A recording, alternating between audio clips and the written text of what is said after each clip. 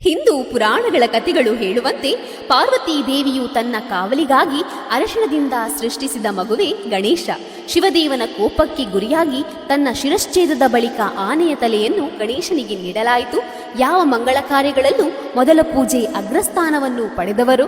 ಅದರಲ್ಲೂ ಸಂಕಷ್ಟ ಚತುರ್ಥಿ ಗಣಪತಿಯನ್ನು ಆರಾಧಿಸುವ ಒಂದು ಮಹತ್ವದ ದಿನ. ಸಂಕಷ್ಟ ಚತುರ್ಥಿ ಕೇವಲ ಒಂದು ದಿನದ ಉಪವಾಸವಲ್ಲ, ಇದು ಭಕ್ತನ ಹೃದಯದಿಂದ ವಿಘ್ನಹರಣತ್ತ ಮಾಡುವ ಪ್ರಾರ್ಥನೆ. ಮಾಘ ಮಾಸದ ಅಂಗಾರಕ ಸಂಕಷ್ಟ ಚತುರ್ಥಿಯ ದಿನ ವ್ರತವನ್ನು ಮಾಡಿ 21 ಗರಿಕೆ, ಅದರಲ್ಲೂ ಒಂದು ಗರಿಕೆಯಲ್ಲಿ 3 ಎಲೆಗಳು ಬಂದಿರುವುದು ಶ್ರೇಷ್ಠ.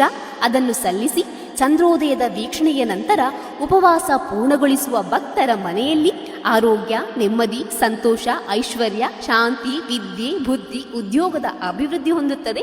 ಗಣಪತಿ ಕೇವಲ ಒಂದು ದೇವರಲ್ಲ, ಆತ ನಮ್ಮ ಜೀವನದ ಮಾರ್ಗದರ್ಶಕ.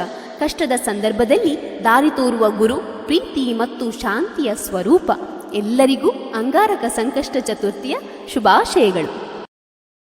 Download ShareChat.